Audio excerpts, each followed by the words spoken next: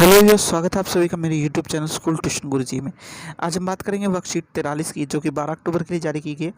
ये कक्षा 9 की विज्ञान विषय से संबंधित वर्कशीट है। यहाँ बच्चे अपना नाम लिखेंगे और या अपने कक्षा अध्यापक का नाम लिखेंगे। हमारा चैप्टर चल रहा था बल तथा गति के नियम। तो आज हम अपने चैप्टर को कंप्लीट करेंगे और उसका एक छोटा सा रिविज़न करेंगे। तो आज आइए देखते हैं बल तथा गति के नियम के अध्याय की पुनरावृत्ति। आइए देखते हैं आगे क्या कहते हैं। तो बल तथा गति के नियम में सबसे पहली चीज़ आती है बल। तो सबसे पहले हम देख लेते हैं बल के बारे में। तो बल क्या है? किसी को खींचना है, धक्का देना बल कहलाता है। और बल यानी F बराबर होता है m गुणा a, यानी द्रव्यमान गुणा एक्सेलेरेशन। ठीक है बच्चों, या त्वरण। तो द्रव्यमान की यूनिट है kg और त्वरण की यूनिट है मीटर प्रति सेकंड स्क्वायर। अगर हमारा जो बल है वो 1 किलोग्राम प्रति मीटर सेकंड स्क्वायर या 1 किलोग्राम मीटर प्रति सेकंड स्क्वायर है या 1 न्यूटन है, तो इसे हम डिफाइन करेंगे कैसे कि 1 किलोग्राम वस्तु जिसका त्वरण 1 मीटर प्रति सेकंड स्क्वायर है, उस पर जो उसके द्वारा जो बल लगा है वो है 1 किलोग्राम मीटर प्रति सेकंड या 1 न्यूटन। ठीक है बच्चों। अब बल दो प्रकार के होते हैं, संतुलित और असंतुलित। अच्छा, इसको उदाहरण के द्वारा समझाता हूँ आपको।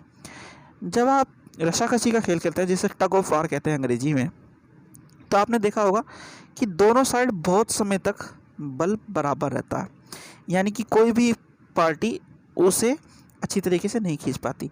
ऐसी कंडीशन में जब दोनों साइड बल बराबर हो तो उसका बल का परिणाम शून्य हो जाएगा, तब कहलाएगा संतुलित बल। लेकिन जैसे ही कोई एक पार्टी कुछ ज़्यादा जो है जोर लगा दे तो वो रस्सी उस तरफ को खिंच जाएगी। तो ऐसी कंडीशन में जीरो से जो बल का परिणाम होगा जीरो से अधिक हो जाएगा और ऐसे बल को कहेंगे हम असंतुलित बल। ठीक है बच्चों। तो अब बल तथा गति के नियम में दूसरा भाग हमें पढ़ना गति के नियम को। तो आइए गति के नियम देख लेते हैं ज़रा। हमें इस पार्ट में गति के जो नियम पढ़ने हैं वो है न्यूटन के गति के नियम। तो आइए ज़रा गति के नियम देख लेते हैं न्यूटन के। तो गति का प्रथम नियम है, प्रत्येक वस्तु अपनी स्थिर अवस्था या सरल रेखा में एक समान गति की अवस्था में बनी रहती है जब तक कि उस पर कोई बाहरी बल न लगाया जाए। यानी कि वस्तु जब तक सीधी रेखा में या रुकी हुई रहेगी जब तक कि उस पर कोई बाहर से कोई बल न लगाया जाए। अब इसमें दो चीज़ें हैं, जड़त्व और द्रव्यमान। तो पहली चीज़ जड़त्व को समझ लीजिए, मेन चीज़ जड़त्व है इसमें। जड़त्व को क्या है? परिवर्तन की अवस्था, किसी भी अवस्था के परिवर्तन में का विरोध करना, ये कहलाता है जड़त्व। तो आपने देखा होगा जब आप बस में कभी जाते हैं तो क्या होता है कि बस में जब एक अचानक ब्रेक लगते हैं तो आपका शरीर आगे की तरफ जाता है, लेकिन नीचे का भाग ऐसा कैसा ही रहता है। तो ये कहलाता है जड़त्व। ठीक है बच्चों। फिर है गति का दूसरा नियम। गति का दूसरा नियम क्या कहता है? संवेग की परिवर्तन की दर उस पर लगने वाले संतुलित बल की दिशा में समानुपातिक होती है। तो क्या है? किसी वस्तु के संवेग के द्वारा लगने वाली चीज़ यानी बल, यानी ये वाला पोर्शन। तो संवेग क्या होता है यहाँ समझ लीजिए। अब संवेग को यहाँ के लिए छोड़ा था। संवेग होता है द्रव्यमान और वस्तु कितनी तेज़ी से आ रही है, यानी v, उसकी गति एक तरह से।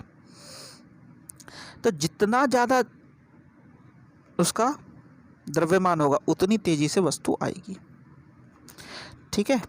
और यहाँ भी देख लीजिए, उस पर जो संतुलित बल लगेगा वो भी उतना ही तेज होगा। क्यों? क्योंकि F बराबर m गुणा a है। a मान लीजिए 1 है, लेकिन अगर ये 10 है तो ये क्या हो गया? 10 हो गया। ये 9 है तो ये 9 हो गया, यानी कम हो गया। तो द्रव्यमान का एक काफ़ी बड़ा रोल है इसमें। तो संवेग में परिवर्तन की 10 उस पर लगने वाले असंतुलित बल की दिशा में समानुपातिक होगा। दूसरी चीज़, एक उदाहरण देख लीजिए इसका, जो आपकी फिगर भी दी हुई है ये वाला। तो जब कोई क्रिकेटर मैच में कैच करने की कोशिश करता है तो अपने हाथों को थोड़ा पीछे खींच लेता है। इसका कारण ये है कि जो गति है उसकी बहुत तेज़ है गेंद की।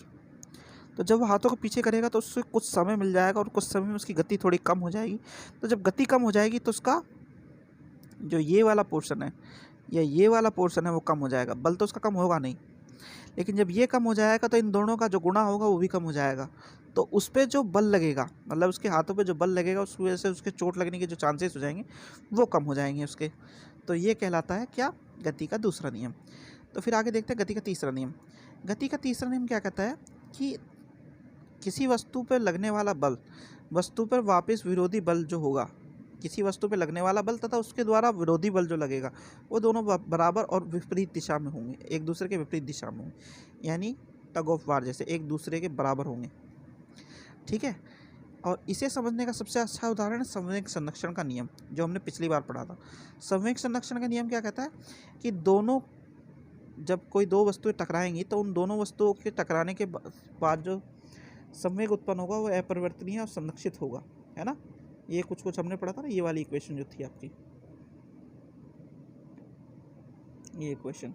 ठीक है, चलो तो अब जरा क्वेश्चंस को देख लेते हैं। क्वेश्चन है एक इकाई बल या 1 न्यूटन को परिभाषित कीजिए। तो 1 न्यूटन बराबर कैसे बताया था आपको, 1 न्यूटन होता है F बराबर m गुणा a। तो m कितना होगा, m 1 किलोग्राम गुणा 1 मीटर प्रति सेकंड स्क्वायर। तो ये हो गया 1 किलोग्राम मीटर प्रति सेकंड स्क्वायर और बराबर हो गया 1 न्यूटन। ये हो गया परिभाषा इसकी। जैसे संवेग और बल के एसआई मात्रक लिखिए। तो संवेग का एसआई मात्रक लिखना है मेरे को। तो ये बल का तो यही हो गया एसआई मात्रक 1 न्यूटन। संवेग का आपको फॉर्मूला याद हो तो P बराबर m गुणा v। ठीक है, तो kg मीटर प्रति सेकंड, ये हो गया किसका, संवेग का। फिर है गति के 3 नियम लिखे। तो गति के 3 नियम आप यहीं से लिख सकते हैं। पहला नियम, ये दूसरा नियम, रुक जा थोड़ा साफ साफ दिख जाए आपको। गति का पहला नियम, दूसरा नियम और तीसरा नियम। ठीक है बच्चों, गति के दूसरे नियम के 2 अनुप्रयोग लिखिए। तो एक तो ये हो गया जो क्रिकेटर वाला आपको बताया। दूसरा क्या हो सकता है, दूसरा ये हो सकता है जो आपको याद देखा हो कभी आपने, जो कराटे वाले जो इंस्ट्रक्टर रहते हैं या बच्चे रहते हैं या कराटे जो दिखाते हैं, वो क्या करते हैं, जब ईंट तोड़ के दिखाते हैं तो सारा का सारा बल एक जगह केंद्रित कर देते हैं, है ना। इस तरह की चीज़ गति के दूसरे नियम में हो सकती है। ठीक है, और क्या उदाहरण है ये मुझे भी बताइएगा बच्चों, ताकि पता चले आप पढ़ते भी हैं कि नहीं। फिर है जड़त्व को परिभाषित कीजिए। तो अवस्था में परिवर्तन का विरोध करना का गुण जड़त्व का गुण कहलाता है। और इसका उदाहरण जरूर दीजिएगा, जब परिभाषा लिखते हैं उदाहरण जरूर दीजिएगा। तो ये है इसका उदाहरण, यानी कि चलती बस में जब अचानक ब्रेक लगते हैं तो क्या होता है, आपकी नीचे की बॉडी ऐसे कैसी रहती है और आपकी ऊपर की बॉडी क्या करती है, एक तरह से आगे की ओर खिसक जाती है। तो ये कहलाता है आपका जड़त्व का नियम। तो बच्चों ये आपकी वर्कशीट होगी कंप्लीट, और वीडियो भी आशा करता हूँ आपको वीडियो अच्छी लगी होगी। अगर वीडियो अच्छी लगी हो तो चैनल को सब्सक्राइब करें, वीडियो को लाइक करें, शेयर करें। Thank you.